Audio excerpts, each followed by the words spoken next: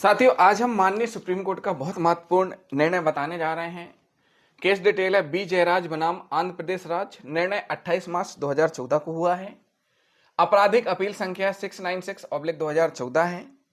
धारा 713 1D 13(2) PC act का मामला है, जिसमें कि जिला कोर्ट यानी जो विशेष न्यायाधीश हैं उनके द्वारा दोषसिद्धि की गई 25/4/2011 को, और अपील होने पर हाई कोर्ट में अपील की गई और हाई कोर्ट ने भी सजा को बरकरार रखा। इसके बाद फिर अपील होती है कहां? सुप्रीम कोर्ट में। माननीय सुप्रीम कोर्ट में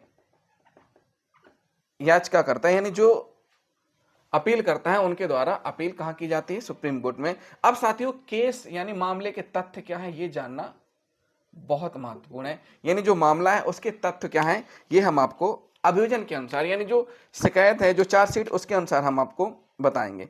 साथियों, जो अपील करता है, देखिए जिसने अपील की है, अपील करता यानी जो अभियुक्त है, अभियुक्त ने क्या की है? अभियुक्त जिसको सजा हुई है, अभियुक्त ने अपील की है। अपील कहां की है? सुप्रीम कोर्ट में की है। तो साथियों, अपील करता आंध्र प्रदेश राज्य में रंगारेड्डी जिले में MRO के रूप में काम कर रहा था। कौन अधिकारी था? MRO के पद पर था। कौन से पद में था? मंडल राजस्व अधिकारी। मंडल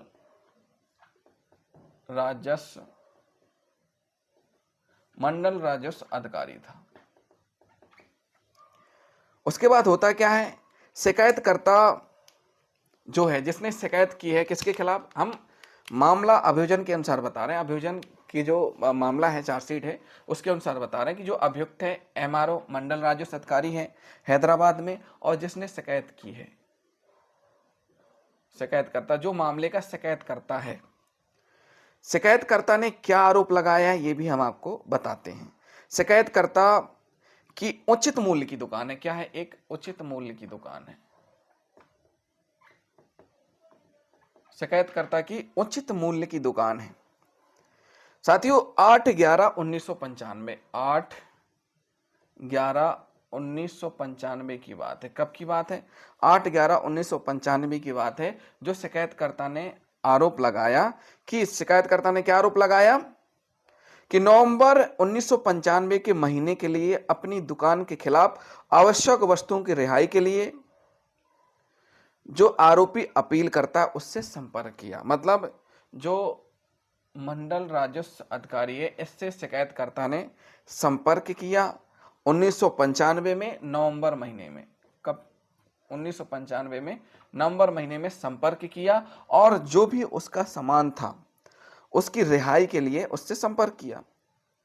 उसके बाद आरोपकर्ता यानी जो शिकायत करता है उनके द्वारा आरोप लगाया गया है कि जो मंडल राजस्व अधिकारी हैं उनके द्वारा 250 रुपए की मांग की गई। कितनी मांग की गई? 250 रुपए की मांग की गई। किस लिए? ताकि वह उनको छोड़ेगा। किसको? जो भी सामान शिकायतकर्ता का इनकी कस्टडी में है उसके द्वारा छोड़ दिया जाएगा। चूंकि शिकायतकर्ता उक्त राशि का भुगतान करने के लिए तैयार नहीं था, इसलिए उसके द्वारा 9/11/1995 को क्या की गई? एक जो ACB कार्यालय है वहां पर कंप्लेन दर्ज कराई गई। क्या की गई? ACB कार्यालय में लिखित शिकायत दर्ज कराई गई, जिस पर क्या होता है? FIR दर्ज कर ली जाती है। FIR दर्ज करने के बाद फिर वही सारी प्रोसीडिंग होती है। ट्रैप दल तैयार किया जाता है, जाल बिछाया जाता है, और फिर जो राजस्व मंडल अधिकारी हैं, जो अपील करता है, उनको रंगे हाथों पकड़ लिया जाता है और आरोपी के कब्जे से दागी नोट बरामद कर लिए जाते हैं। जांच पूरी होने पर, जांच यानी जो भी जांच है, जांच पूरी होने पर आरोपी अपीलकर्ता के खिलाफ आरोप पत्र दाखिल किया जाता है। जो भी चार्जशीट है यानी चालान पेश किया जाता है। रंगे हाथों पकड़े जाने के बाद एंटी करप्शन ब्यूरो के द्वारा इन्वेस्टिगेशन कंप्लीट करने के बाद कोर्ट में चालान पेश किया जाता है, और चालान पेश करने के बाद वहां पर सुनवाई होती है डिस्ट्रिक्ट कोर्ट में। दोनों पक्षों के द्वारा तर्क वितर्क रखे जाते हैं। उसके बाद फिर सजा होती है, फिर हाई कोर्ट में अपील होती है। हाई कोर्ट में भी उसी सजा को बरकरार रखा जाता है। फिर उसके बाद सुप्रीम कोर्ट में मामला पहुंचता है। तो हमने मामले का तथ्य क्या था वो हमने आपको बता दिया। अब हम आपको बताएंगे कि जो सबसे महत्वपूर्ण चीज, कि जो माननीय सुप्रीम कोर्ट में अपीलकर्ता के अधिवक्ता हैं उनके द्वारा क्या तर्क रखे गए, और जो अभियोजन की ओर से हैं उनके द्वारा क्या पक्ष रखे गए, ये सारी चीजें हम आपको बताएंगे। अपीलकर्ता के जो विद्वान अधिवक्ता हैं उनके द्वारा पक्ष रखे गए, पक्ष रखा गया, उनको सुना गया। साथियों, अभियोजन पक्ष के जो शिकायत करता है, इसमें जो शिकायत करता है, इसने अभियोजन की जो कार्रवाई है, अभियोजन पक्ष के मामले का समर्थन नहीं किया, मामले का समर्थन नहीं किया है। क्या नहीं किया? अभियोजन पक्ष के मामले का समर्थन नहीं किया है। उसने शिकायत करने से इनकार कर दिया, पूरा का पूरा शिकायत ही करने से इनकार कर दिया, शिकायत करने से इनकार कर दिया। और उसने आरोपी को 250 रुपए की राशि इस अनुरोध के साथ दी थी कि उसके लाइसेंस नवीनीकरण के लिए शुल्क के रूप में बैंक में जमा किया जाए। और उसने बयान दिया कि जो 250 रुपए उसने दिए थे वो लाइसेंस के रिन्यूवेशन के लिए दिए थे, यानी जो लाइसेंस था उसकी दुकान का, उसके नवीनीकरण के लिए दिए थे, नवीनीकरण के लिए दिए थे कि वो बैंक में जमा कर दे। क्या कर दे? बैंक में जमा कर दे, ऐसा उसने अपने बयानों में बताया। इसके बाद जो शिकायत करता है पक्षद्रोही घोषित कर दिया गया। उसके बाद जो पंच गवाह हैं उनने भी गवाह दिए, उनके भी बयान दर्ज किए गए। उसके बाद माननीय सुप्रीम कोर्ट का कहना है कि जहां तक धारा 7 के अपराध का सवाल है, साथियों ये माननीय सुप्रीम कोर्ट के पास पूरा मामला है। माननीय सुप्रीम कोर्ट ने कहा कि जो धारा 7 है पीसी एक्ट की धारा 7 के लिए क्या जरूरी है? धारा 7 के लिए जो अपराध है उसके लिए कानून में स्थापित स्थिति है कि अवैध रिश्वत की मांग उक्त अपराध का गठन करने के लिए अनिवार्य है, यानी कि अवैध रिश्वत की मांग अनिवार्य है। क्या अनिवार्य है? अवैध रिश्वत की मांग अनिवार्य है। और केवल करेंसी नोटों की बरामदगी धारा 7 के तहत अपराध नहीं बन सकती। अगर जो नोट बरामद हुए हैं, जो भी नोट बरामद किए गए हैं, नोट बरामद होना इस धारा के तहत मान्य नहीं है, मतलब अपराध नहीं बना सकते। सत्य स्पष्ट रूप से कहा है कि पीसी एक्ट में स्पष्ट प्रावधान है कि अवैध रिश्वत की मांग किया जाना अनिवार्य है। जो भी लोक सेवक है उसके द्वारा, लोक सेवक या उसकी ओर से किसी व्यक्ति के द्वारा अवैध रिश्वत की मांग किया जाना अनिवार्य है। अगर अवैध रिश्वत की मांग नहीं की गई है और फिर नोट बरामद होते हैं तो अपराध नहीं बन सकती, जब तक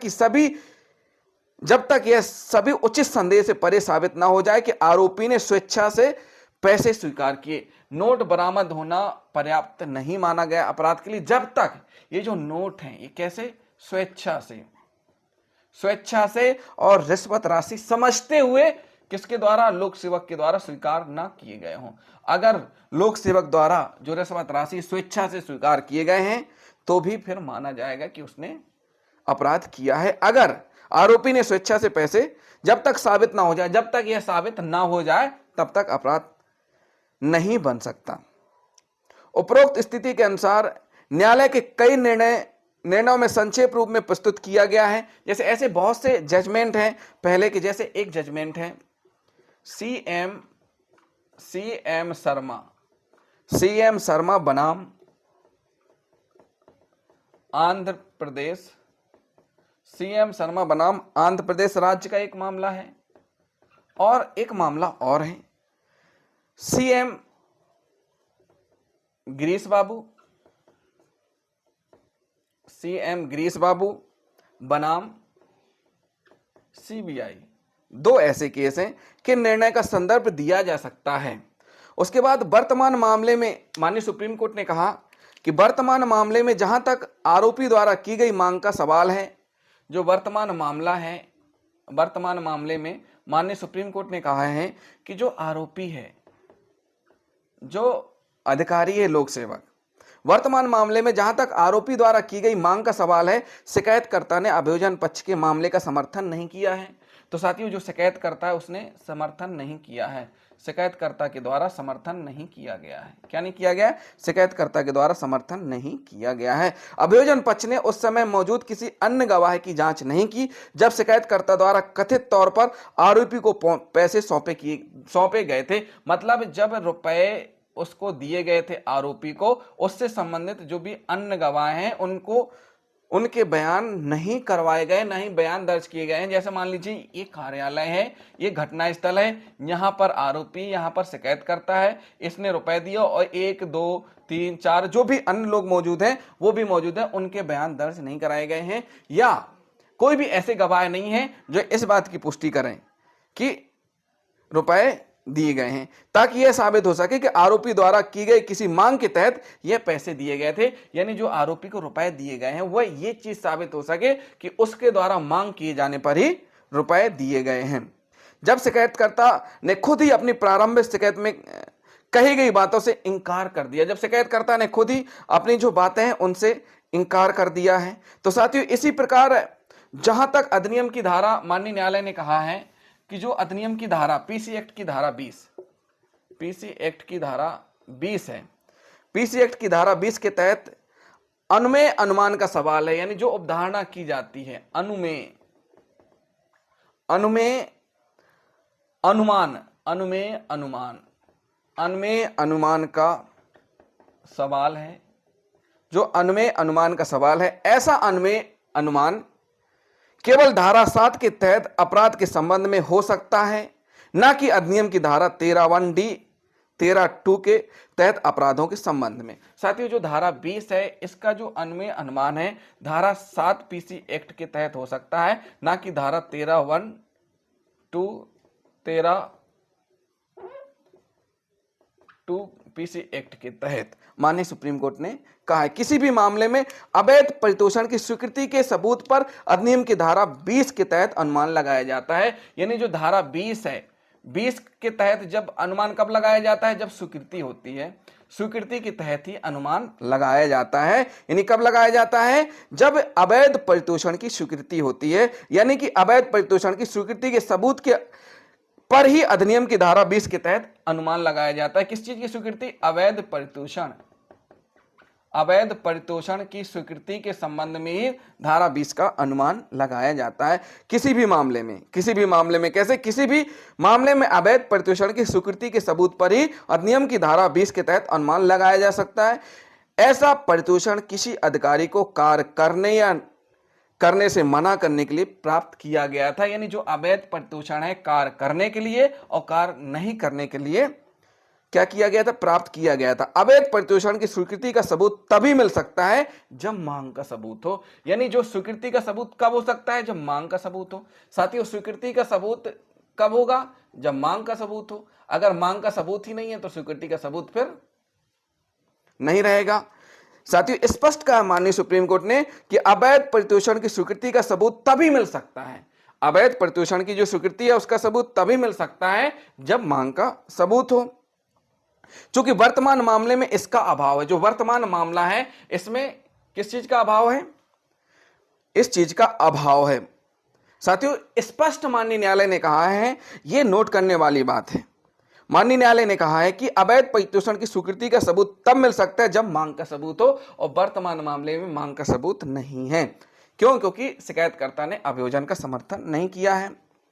इसलिए प्राथमिक तथ्य जिनके आधार पर धारा 20 के तहत कानूनी अनुमान लगाया जा सकता है पूरी तरह से अनुपस्थित है। जो धारा 20 है इसके तहत अनुमान जो लगाया जाता है उसके तथ्य पूरी तरीके से अनुपस्थित है। इसलिए अपीलकर्ता की जो सजा है उसको बरकरार नहीं रखा जा सकता, अपील को स्वीकार किया गया और उसकी जो दोष सिद्धि थी उसको रद्द किया गया। क्या किया गया? उसकी जो सजा थी सजा को रद्द किया गया, अपील को स्वीकार किया गया। एक बार फिर से हम रिपीट कर देते हैं, माननीय न्यायालय ने जो कहा है, माननीय सुप्रीम कोर्ट ने स्पष्ट कर दिया है कि किसी भी मामले में अवैध परितोषण की स्वीकृति के सबूत पर ही अधिनियम की धारा 20 के तहत अनुमान लगाया जा सकता है। ऐसा परितोषण किसी आधिकारिक कार्य को करने या करने से मना करने के लिए प्राप्त किया गया था। अवैध परितोषण की स्वीकृति का सबूत, यानी जो अवैध परितोषण लिया गया है उसकी स्वीकृति का सबूत कब माना जाएगा? जब मांग का सबूत हो। अगर मांग का सबूत ही नहीं है तो फिर अनुमान नहीं लगाया जा सकता। जब इस धारा वर्तमान मामले में माननीय न्यायालय ने कहा है कि धारा 20 के तहत कानूनी अनुमान लगाया जा सके पूरी तरीके से अनुपस्थित है, जो प्राथमिक तथ्य है वो अनुपस्थित है। इस प्रकार से अपील स्वीकार हुई और अपीलकर्ता को बरी किया गया, जो न्यायालय की सजा थी उसको रद्द किया गया। साथियों ये बहुत महत्वपूर्ण निर्णय था, हमने आपको बता दिया। जिन साथियों ने अभी तक हमारे चैनल को सब्सक्राइब नहीं किया है, हमारे चैनल को जरूर सब्सक्राइब कर लें और वीडियो को लाइक शेयर कमेंट करना ना भूलें। थैंक यू साथियों।